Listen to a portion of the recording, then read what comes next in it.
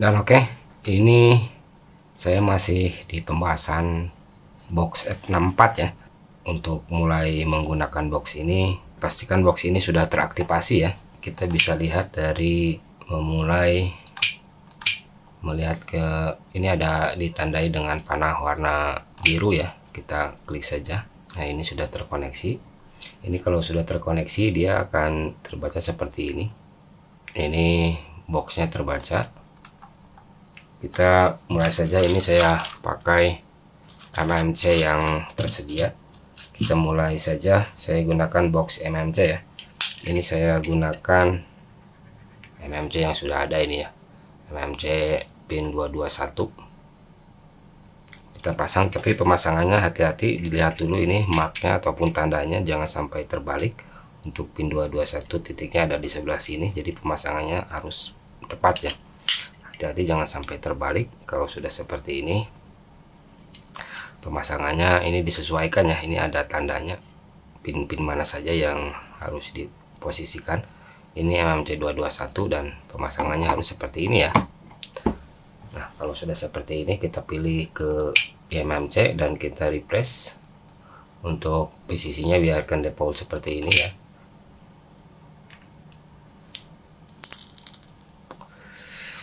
Nah, kalau sudah terbaca, ini dia akan membaca keseluruhan.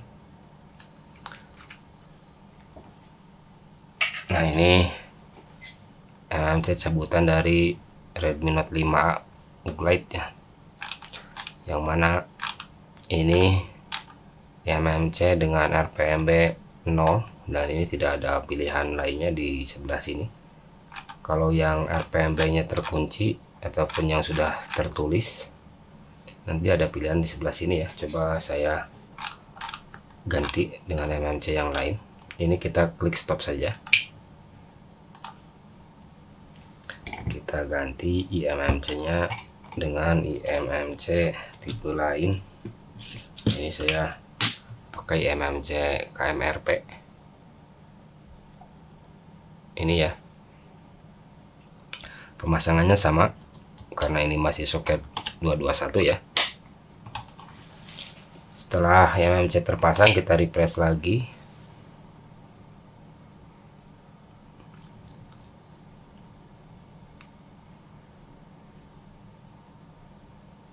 Nah, ini RPMB nya sudah tertulis ya, karena ini MMC yang sudah terisi.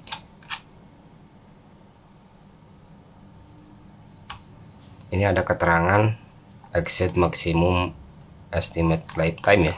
Ini masa kerja isi MMC sudah habis. Dan ini auto backupnya, kalau misalkan rekan-rekan yang tidak ingin di backup tinggal di unchecklist saja. Android security partition backupnya tinggal di checklist saja ya nantinya ya.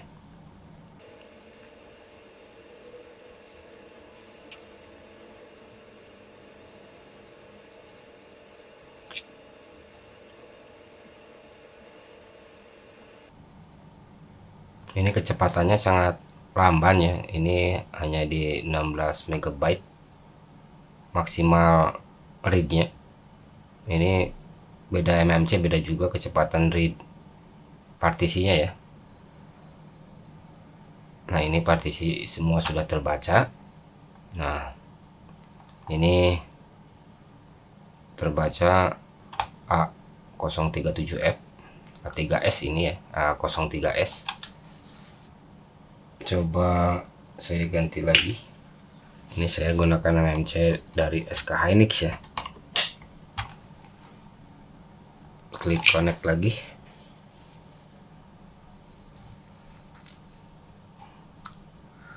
Ini MMC terbaca.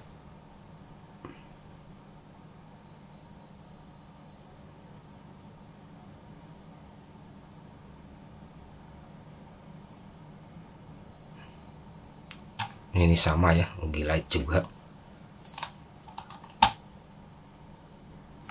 Kita coba read RPMB nya. Kita mulai lagi. RPMB, read RPMBK ya. Nah, kita coba baca RPMBK nya. Nah, setelah dibaca RPMB key, dan ini key yang didapatkan ya. Nanti kalau sudah terbaca keynya seperti ini, tinggal kita salin, kita buat dokumen teks, tinggal kita kopikan. Ini hasil pembacaan key RPMB nya ya. Ini berlaku untuk IMMC ya. Jadi tidak semua tipe MMC bisa dibaca untuk key RPMB nya ya. Kalau untuk UFS saya coba gunakan soket UFS.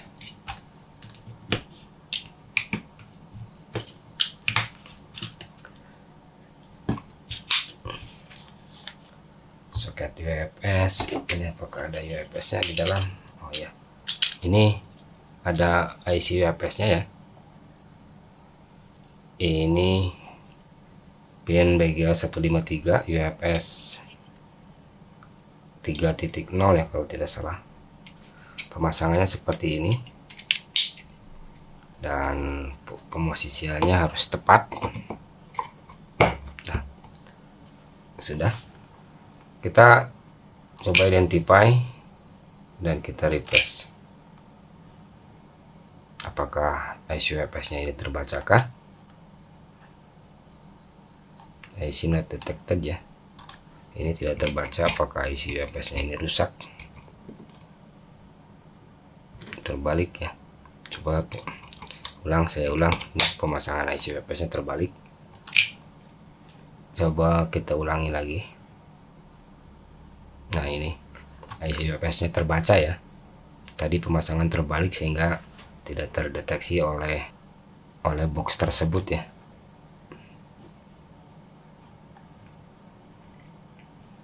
Ini UFS nya tidak semua terbaca.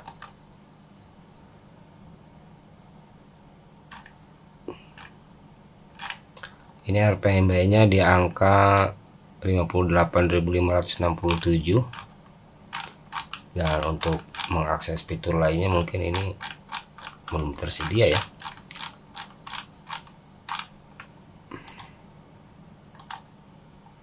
Ya, mungkin ini sudah untuk UFS 153 ya. Selanjutnya saya coba tes box UFS 254. Saya gunakan UFS ini Micron ya, UFS Micron yang saya gunakan. Dan ini pemasangannya harus tepat seperti ini, harus seperti ini ya. Dan pasang.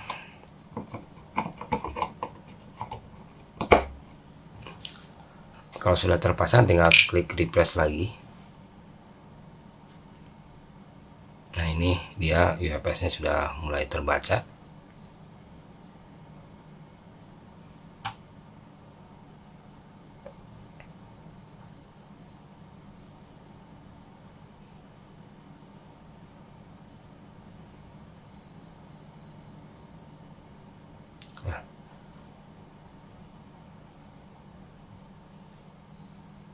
Ini UFS nya sudah terbaca.